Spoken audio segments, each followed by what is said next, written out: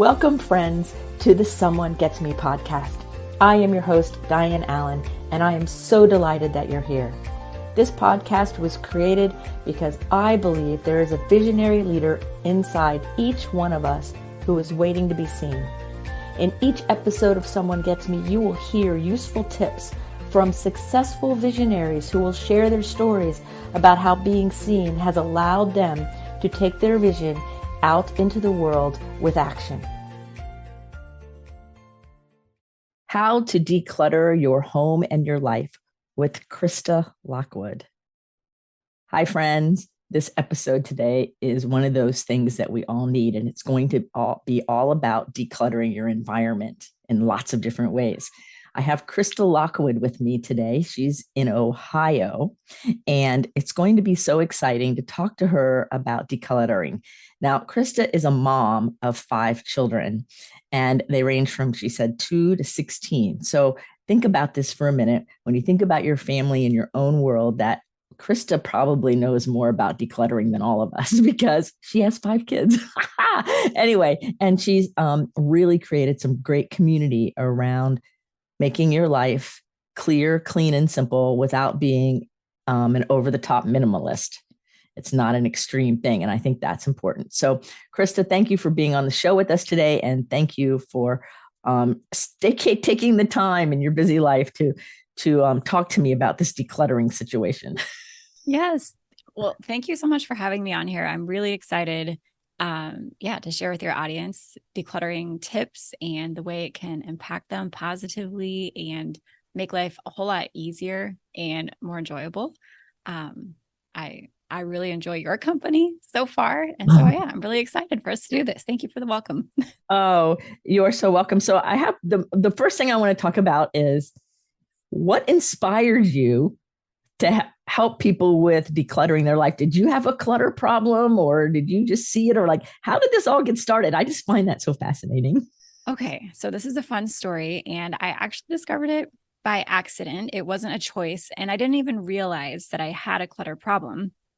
But in 2013, my husband and we had 3 kids, and we were born and raised in Alaska. We decided that we were going to move to Florida, and things went really fast. Long story short, it went really fast, and we had about a month to get there. And so for my husband to get the job and all of the things to work out. And so he went ahead, got the job squared away, got the house, got the car, and I stayed back, and we were a young family with 3 kids. And so we were really broke, and we couldn't bring anything with us other than what fit into our suitcases. And it was challenging, and it wasn't something that I wanted to do. And I was terrified. But we did it anyway. And so I got rid of all of our stuff and moved to Florida. And when we got there, life as a young mom of 3 kids got really easy. And I thought it was just because we went from like cold, dark Alaska to basically living on the beach. And it wasn't until almost 5 years later when we had our 4th baby, and I was pregnant with some friends, and we were in a due date group on Facebook. It's like a Facebook group where everybody's due at the same time. And we decided to do this thing called house tours, where we would go live inside of the group and show each other our houses, because after we had the babies is when moms feel overwhelmed and they're like, the messes never end. I can't keep up. Like, let's just show each other that we're not alone in this. And when it got to be my turn, they were like, we agreed that we would, not clean up our houses before we went live. Like, why did you stage your house? And I didn't. And I was just able to kind of piece together by watching their house tours compared to mine and being like, I used to be like that. It used to be that I had piles of laundry all over the couch and dishes that never ended and toys just everywhere that I couldn't keep cleaned up. And it stopped when we moved to Florida and we didn't have all of that stuff. And so I kind of started to piece it together and was like, by that point we had accumulated more stuff, but not to the point that we had before when we were living in Alaska. And I just asked them, like, would you want me to show you how you can make your house easy to clean? You just, you don't need a better schedule. You don't need a better routine. You don't need a chore chart. Like, you really just need less stuff. And then it gets easy. And they were like, yes. So I really didn't understand what had happened until I looked at it in hindsight and I saw my friends struggling with what I used to struggle. And then I started to understand it. And now that's what I do. That is a great story, and the awareness. And the side note, where in Florida did you move? So first place we were at was Bonita Springs, right out of Fort Myers Mhm. area, and then we moved up toward Tampa. We were in a couple different cities over the like 4 years. Um, yeah, Florida was my favorite place to live. Right. Well, I was raised in Sarasota and moved here to North Carolina from Clearwater. So I was in the Tampa Bay area for a long time, went to school in Gainesville at University of Florida and Tampa, University of South Florida. So when you said Florida, I'm like, oh, where was she? Tampa's I love Tampa. That was my favorite area to live in. We were in Riverview, Hmm. little suburb of it, but yeah, loved that area. And now you're in Ohio. Yeah. And now we're in Ohio. Not as cool, but we've been to Idaho, Southern California, and now we're in Ohio. All right. So we move around. Yep. Yeah, we're Alaska. staying now. Yeah. I've been doing the spirograph of your moves on my pen in my mind. Yeah. It's kind of like a star, Yeah. but yeah, all over. Oh, that's really fun. So enough about Florida. I am curious about gifted kids love to collect things. Gifted adults love to collect things. And how do you help people manage the collections, so to speak, in a way that feeds their soul so they have their collection or part of it or something, but yet it's not overwhelming? Yes. Yeah, that's what you said is like the key to everything that I teach is how you do have enough stuff, to meet your needs and your desires without it becoming overwhelming to you. Mhm. And so I do have 5 kids. I have a couple of collectors too. And I have one who finds it nearly impossible to get rid of anything. Like she cried because the Costco receipt blew away in the wind last night. Um, and so what I found most helpful for my kids is to give them boundaries within what they can keep and where they can keep it. In hindsight, in Alaska in our house before decluttering, it was like, we're just going to keep things indefinitely and we're going to keep it in these indefinite spaces. Mhm. I learned that if I could give them a physical boundary of like, you can keep what fits into your room. You can keep what fits into this container. Like one of my sons really loves to collect like small things like keychains and like coins and trinkets and stuff. And so he's got a little drawer where he can keep all of those things. And once it starts to get full is when I can guide him through having a conversation about, we've had a lot of these things for a long time, asking him like, do you still enjoy them? Do you remember where you got them? Do you remember why you had them? And how can you make room for, the things that you still love and the things that you still want? And I think when it comes to those boundaries, just kind of having ongoing conversations. If you are, a parent, you can also have these conversations with yourself, or you can join a decluttering community to have these conversations with other people. But, this idea that we aren't really meant to keep things forever. And so maybe it was inspiring for us to have it for a certain amount of time and then we outgrew it. Or maybe it was inspiring to us for a certain amount of time in one season of our life. And now it feels heavy and uninspiring. And so it's okay to get rid of those things and let somebody else enjoy them, especially when it comes to, I'm not saying that you should get rid of your bowls behind you. However, if it ever came to a point where you didn't use them, you didn't enjoy them, there is somebody out there who will. And giving it to somebody else is just as great as keeping it for yourself. That's so interesting. You just hit on all these things that I kind of intuitively did over my life because there was a time, I don't know, maybe it was 10 years ago, and I had all this amazing art all over the place. And I was like, somebody else, some of it I loved, but it wasn't serving my home anymore. It wasn't serving my office anymore. So I started giving the pieces of art to different people I knew that would appreciate those specific items. And I felt so free because I was decluttering, but didn't call it that. And then they were so grateful to receive the gift. So that's very, very cool. Yeah. Yes. Yes. And That I also like your idea about of physical boundaries. Like it has to fit in this drawer or this box or this whatever it is thing. Of course, I'm gifted, and I had one of my business coaches a while ago said, "You have to keep all your pens in this cup right here." yeah. Yes. Well, I said, okay. But then see that basket over there underneath? It's full of pens, as is another drawer. I just put the primary pens here and saved all the other ones and put them somewhere else. I worked around the system mostly because I use lots of ink and different colors. And I'm like, you don't understand. My work is really creative. So what I did though, so that I didn't have extra pens, was I said, okay, these color ones are for these projects. And I divvied it up. And then there was still a lot of things I could let go of Yeah.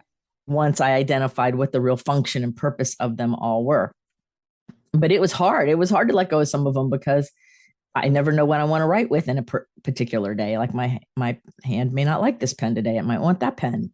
And and so that little jar has everything in it, including my little sloth. Gotta see the sloth, see? Yes. So cute. And so I have to have entertainment everywhere. Yes. And I think that's a really good example of like everybody having different clutter thresholds of what they can manage and what inspires them, and that there really aren't rigid rules to follow. But like you said, you were like, I kept this boundary, and then I had another spot for when I need something else, right? I need, or I want something else. I want a different kind of inspiration, or I want a different kind of interaction. And I think that's the whole point. So clutter threshold, what is that? It's basically, it's the amount of stuff that you can manage on a daily basis within your everyday life without feeling like you're behind or like you're overwhelmed. And it changes.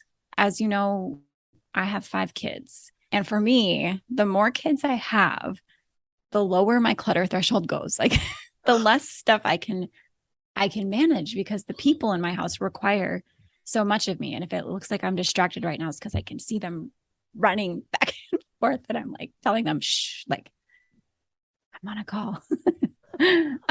But when you're dealing with things like that, or maybe you're in a busy season of life for your business or a life transition or something, it might mean that you just need less stuff around you because it's no longer a priority. Or, for instance, you keeping your things on standby, maybe it's just not important to you anymore. So you're like, I'll get rid of those. And maybe if I ever need them again in the future, I can get more, or I can borrow from a friend, or have some fun finding it again, right? Finding something else inspiring again. Yeah, so that's a really good point, because when I was going through all those, it sounds goofy because it was pens, but when I was going through all those, there were a lot of markers in there that I used on the big flip charts and on whiteboards and stuff when I used to teach retreats in person. And I'm like, I stopped doing it way before COVID. And I'm like, okay, so that's not in the radar in the near future. So I can let go of all of these things and let somebody else use them. And it is in their radar. And then when and if I need them, first of all, they won't be dry, and, and somebody else will get to use them. But that's one of the things I thought of, is like, is it really applicable to what's happening in my world, like right now? And it made it easier to make those decisions. Yeah. And I think when it comes to things like art supplies, or even clothing to some degree, most of the people that I work with have small kids. They want to save it for 5 or 6 years, and just in case they have another kid or something. And a lot of times it ends up not being able to be used by anybody because the clothing actually wears out, the elastic breaks down. So then it's not wearable, and somebody could have used it within those years. So I think, going back to what we talked about a little bit earlier, I think it's a beautiful gift to give somebody, something that they can use right now that you're not using or aren't really sure when you're going to use it. Right. Yeah. And that makes a lot of sense to me. I think one of the spiritual principles I teach people is to keep the flow going, freely given, freely received, that we learn how to freely give away, but we also learn how to freely receive everything from compliments to things, to support, to help, to all of those things. And if we can keep that flow going, then we're happier. And that's what I hear you saying. Like if I was to translate it into the spiritual teaching that I teach a lot of, is freely given, freely received, keep the flow so that things don't get all stagnant. Mm-hmm. Yes. And you touched on something that I talk about often, and it's kind of this revolving door of stuff in our homes. Like things are always coming in and things are always going out. And I tell people, because, they're like, well, when am I going to be done? Like, when am I going to be done decluttering?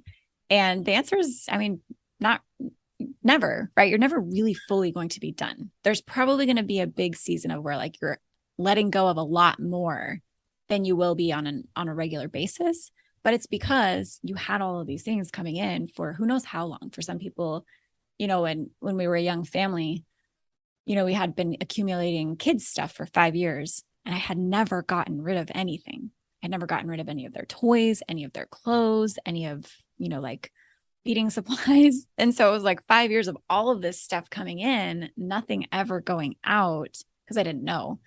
But yeah, that spiritual principle of like give and receive is a really great way to put it. I love that. And I just call it the revolving door of clutter. Right. And so but it's the same. The revolving door of clutter is like the physical expression of it. Yeah. And it aligns perfectly with the higher concept too. So I think it's kind of like the yes and. It's not one or the other. It's yes, one reflects the other, in that really cool way. So I don't know if any of your children have this issue, but I bet at least one does, just because you have 5. I mean, that's the numbers. And that is difficulty with transitions and letting things go and making changes and all those things. And that's very, very common in gifted children and, gifted adults. We don't like transitions very well, even those of us who've adjusted. And so do you have any tips that maybe you share on your website and in your group, or maybe this that that you want to share with us about how to help somebody through a transition? Like, okay, we're going to like clean out the room, or we're going to clean out this closet, and to get their buy-in so that it's not this power struggle that it could turn into. Yeah. I like how you said that too, because this is a topic that comes up a lot in the group. And I had never really thought of it being something that is applicable to gifted kids or gifted people. So I love that you framed that. Because I think a lot of times it's presented as the opposite. It's like, and I don't feel that. Like, I don't feel like it's like, oh, your kids are difficult, right? But the way that you put it is like, yeah, gifted kids would struggle more with this. So I really liked what you said there. But the way that I teach parents how to do this is by first doing their own stuff, right? Because if you're in a home with a child or even a partner or another adult who struggles to let go of things, if you're asking them to do something that you've never done yourself, it's not going to be well received, right? Like it's right. Do as I say, not as I do, does not work. And so my first question to people who are dealing with this is, what have you done of your own stuff first, right? How have you modeled this? Have you modeled this? And what happens when you do that is 2 things, 2 really important things. Number one, they see you doing it. And so they trust you, and it doesn't feel like there's a double standard, and they can see that it's good, right? And you can communicate, you can even, involve them in the process of decluttering your things, and you can communicate your process, and you can share with them, like, I don't wear these clothes anymore and they don't fit me. And when I put them on, they make me feel bad, and I'm going to get rid of them, right? Like they just don't fit anymore. I'm going to let somebody else wear them. Somebody who enjoys them. You can do that with anything: toys, art supplies, dishes, kitchen gadgets, all of the things. And they get to watch that, and they get to trust you. And there's a level of respect there. But also, you get the experience of knowing what that actually feels like, what it feels like to go through the decision-making process, and what it feels like to let go of your own things and to make these decisions that some are easy, some are hard. And it allows you to have more empathy for them and relate to them and use the skill sets that you internalized and you learned yourself with them. You can't really guide somebody through something. This is my belief. Maybe it's not always true, but I don't think you can guide somebody through something or support them through something if you've never been through it yourself. I'm sure there are exceptions. Right, where there are, but when I'm hearing you say, like, it's making sense to me, because if I've never experienced letting things go that I might want to be holding on to, and I'm the parent, the child's always watching the big person to see what to do and regulate with them. So we not only get the trust, but it also, if the parent is cognizant of it and kind of like shares their process out loud, like you were saying, like how this feels and what I'm doing, and this is why I'm getting rid of these clothes or these kinds of things, then the children will pick up on that there is a thought process, there is a system going on internally. It's just not this we woke up one day and we're throwing all the toys away, Right. like that's too much, you know. And when it comes to decluttering with kids specifically, and I'm sure this applies to adults in some ways too, a lot of times, we ourselves are feeling overwhelmed in our homes. We're feeling frustrated and burnt out, and we're tired of cleaning up these same messes and trying to get it organized. And then we take it out on the wrong things. We take it out on our kids' toys. And, we're like, you never clean up your toys. It's always a mess. And so I'm going to get rid of them. And that's really not fair, because the kids ultimately are not the ones responsible for what comes into the house or how much they have. And I think, actually, this came up in my therapy session yesterday, but now I'm able to articulate it. But as parents and as partners, we have a certain degree of responsibility to our children, especially. But if we are in a partnership, or we are in any kind of relationship, we have a responsibility to care for the other person. And if we don't know how to do that, it comes out as control.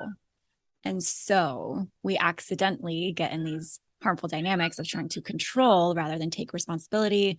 And then we, that's when we end up doing things like, well, we're going to declutter all your toys, or the majority of your toys. I'm going to take them all away, and then you have to earn them back. And that, my own personal belief, I don't think that's a great approach. Right. Yeah, I don't either. Yeah. Yeah. That has all kinds of negative consequences and punitive energy in it that, as you say, most likely the child didn't even start. Yeah. I mean, they're not the ones going out and buying with, some kids might have money to go buy their things, but you are still the one responsible for guiding the decision-making process. Right. It's, I think, responsibility versus control. You've got to take responsibility for yourself always first before you can try to, do that with or for somebody else. Yes. And controlling behavior comes from the emotion of fear. So it all makes sense to me when you're saying that. I'm like, but if somebody's being responsible, that's a whole different inner dynamic than somebody who's fearful and grabbing and controlling and doing those things, and then taking it out on their loved ones. Yeah. Yeah. Knowingly or unknowingly at that point. Yeah. I will say, a lot of it is always with the best intentions, and we're all very overwhelmed. And that's why I like to talk about, like, just try your stuff first. See what happens. Yeah. Try somewhere.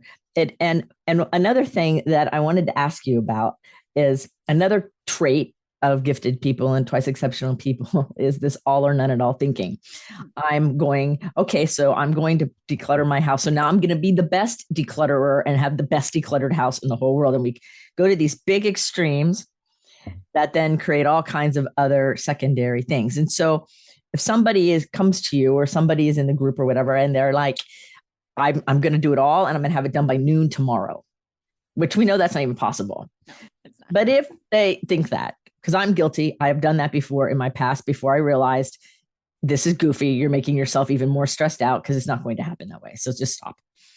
What do you tell these people who are like, the pendulum goes whoop, and it's way over here, and because you're experienced, that's not going to work very well.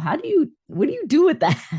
Okay. Yes. First thing is that, I mean, we all do this, I think, in some ways, right? Like, we all have, I think that's the natural progression. If you are this overwhelmed up here, like, your momentum is naturally going to just swing you way over there. That's how it feels. Right. In reality, when it comes to, like, decluttering your house, the reality is that it just can't happen that fast. Like you said, like, I know it can't happen that fast. And so I like to bring a little, like, playfulness into this of, like, you can go ahead and try to declutter your entire house in a weekend. You should do that, because what's going to end up happening is that you're going to get a lot done, and it's going to feel really good, and you're still going to have more to do, but at least you got a lot done, right? Like, not going to all be done. And so I sometimes encourage people to do that. Like, if there's a lot of people, actually, my neighbor right now has one out in their yard, and they don't know what I do for work, but they have a dumpster, and they're just filling it up with all kinds of stuff from their house. I think they've been there for like 25 years. And so they have a lot of stuff in their house, and they're just, like, getting rid of it all.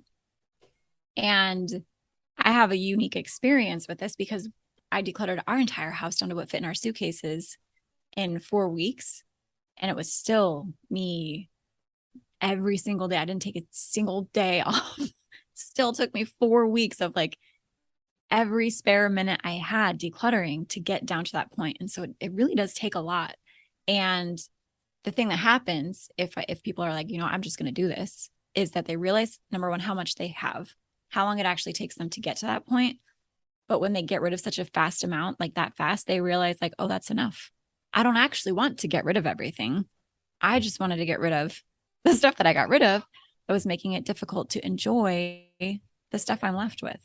And so then people don't even want to go any further than that, especially, and it doesn't have to be like a big, grand scale, like your whole entire home, but even with something small like clothes, I'm like, if you got rid of all of the clothes that are in your closet that you don't wear anyway, the worst that's going to happen is that you're still wearing the clothes that you wear all the time anyway.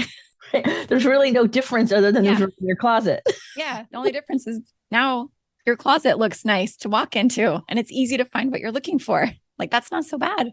And so if that's somebody's natural tendency, I will encourage it, because I'm never going to be like, tell somebody to stop. Right. I'm just going to say, go do it.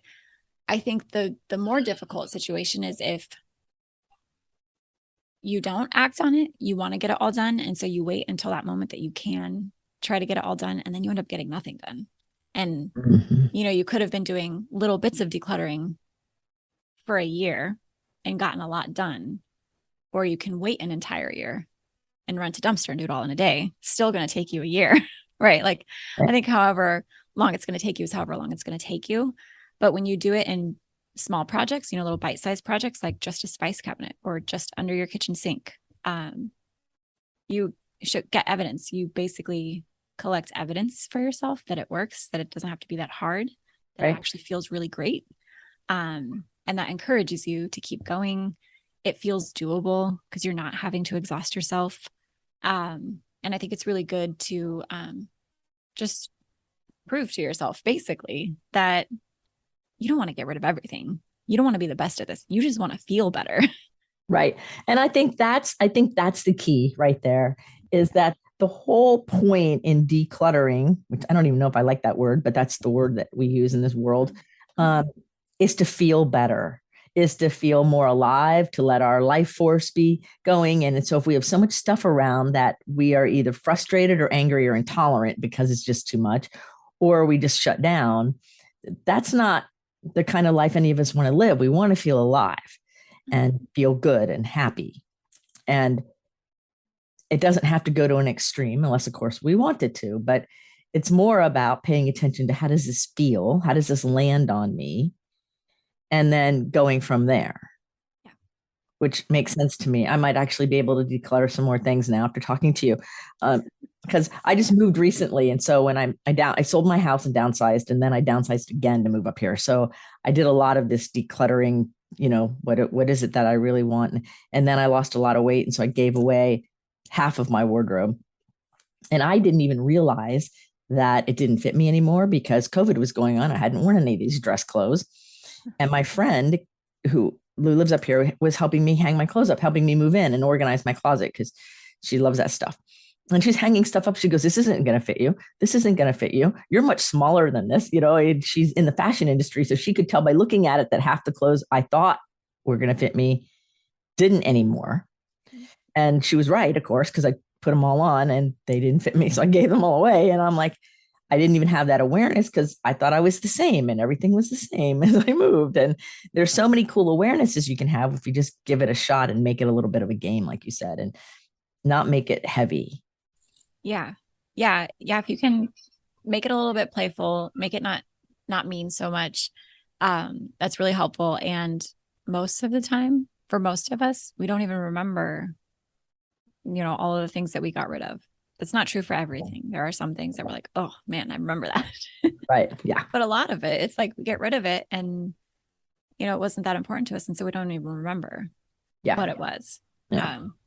And I think a better word than decluttering would be like clearing our space, clearing space, creating space. I feel like that feels better to me than decluttering too. Yes. I like the creating space idea, like just space to move.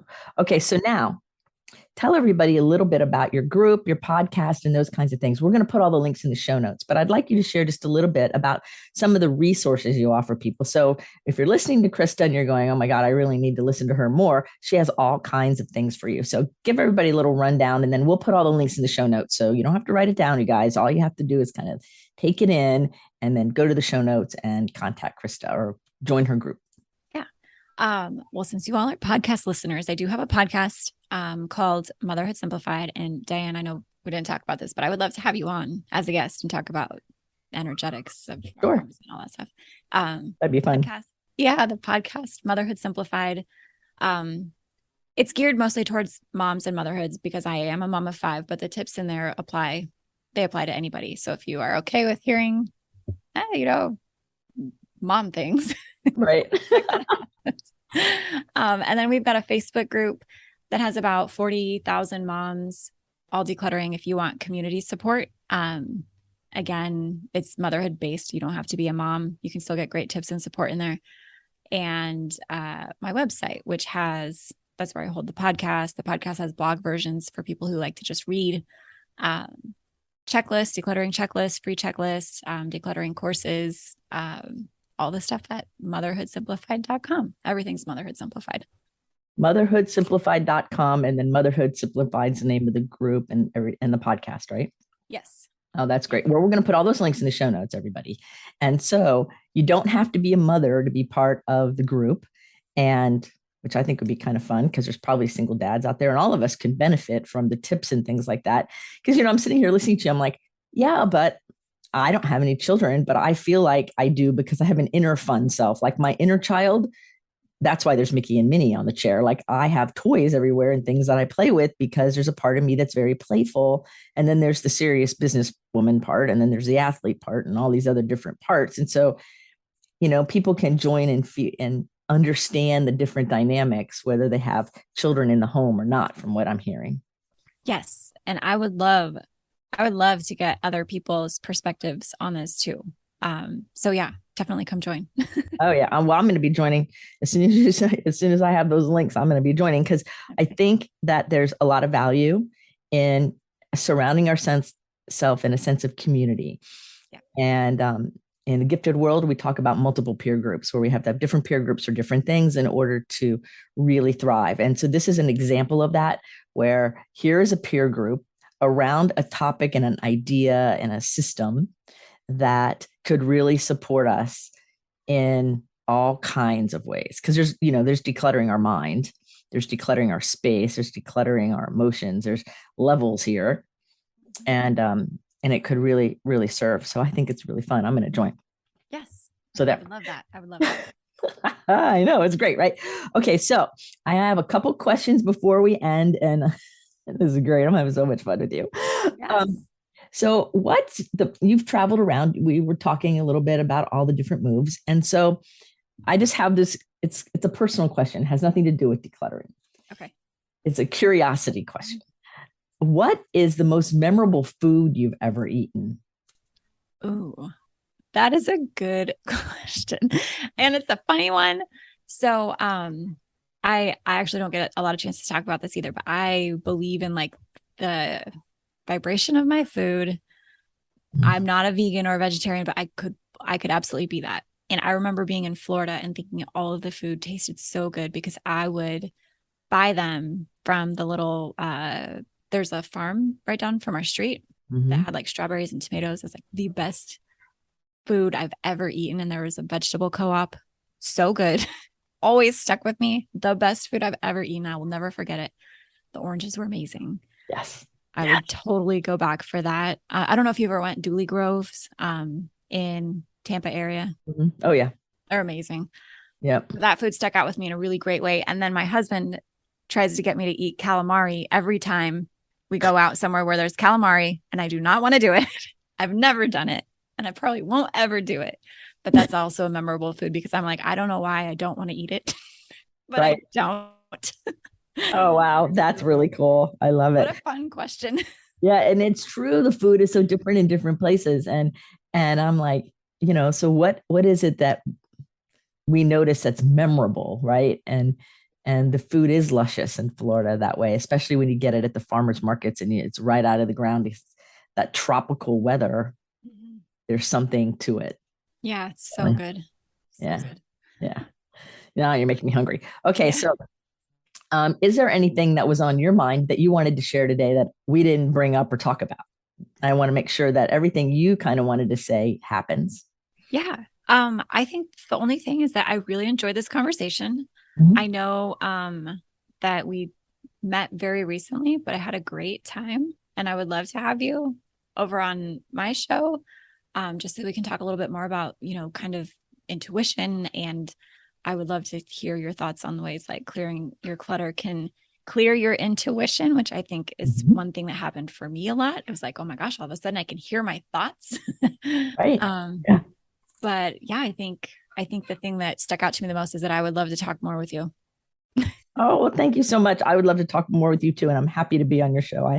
I love having these kinds of conversations because I really believe that when we all come together in however which way we all come together, something magical happens. It's usually not what I expect. So I don't even try to think about it now. I just go, wow, what cool things is coming next. Yeah. Yeah. And I would love to hear, I like what you were saying is bringing different people into the space because I've always focused on mothers. I think it would be really nice to bring in more than just mothers to get different perspectives and see that everybody deals with this, not just moms.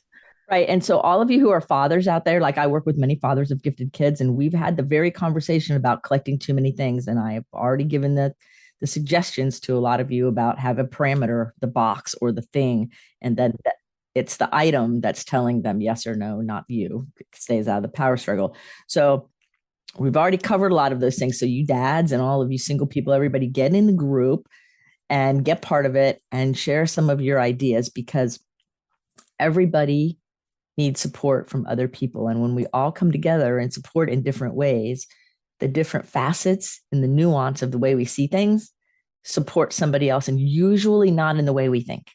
Yeah. And so take Krista up on her invitation and go check it out and share your insights. Don't be a lurker, be a participator. Yeah. Come join us. Yes. And so the final question of that I always love to ask is if we were going to have a billboard that the whole world was going to see with Krista Lockwood's quote, what is that quote that you would like the whole world to see on your billboard? Okay, this is a weird one, but it's the one that's at the top of my head. And I sent it to a friend today. And it was that it's from a book that my toddlers read, a Frozen book with like Anna and Elsa. But it says, you showed me that you loved me and I suddenly felt free. And that's it. I'm like, oh my gosh, if everybody could do that, I feel like we would solve like all of the problems. Just show me that you love me. And then I suddenly felt free. Yes, that's beautiful. I love that. That's a really great quote. Thank you so much. Well, thank you, Krista, for being on the show with me today. And thank you for sharing your wisdom and your wonderful, bright energy with all of us today. I appreciate it so much. Yeah, thank you. Yeah. And remember, everybody, put your face to the sun so the shadows fall behind you because you're a rock star. And you are here on purpose with a purpose. So go out there in your life right now and show love and allow yourself to be free and give away some of those things that are cluttering up your inner world. Till the next episode of Someone Gets Me, be well. Thank you for listening. I trust you gained some valuable inspiration and information. Please join me and other visionaries in the Someone Gets Me Facebook group. Or for more information on my services and additional episodes, visit someonegetsme.com. Again, thanks for listening.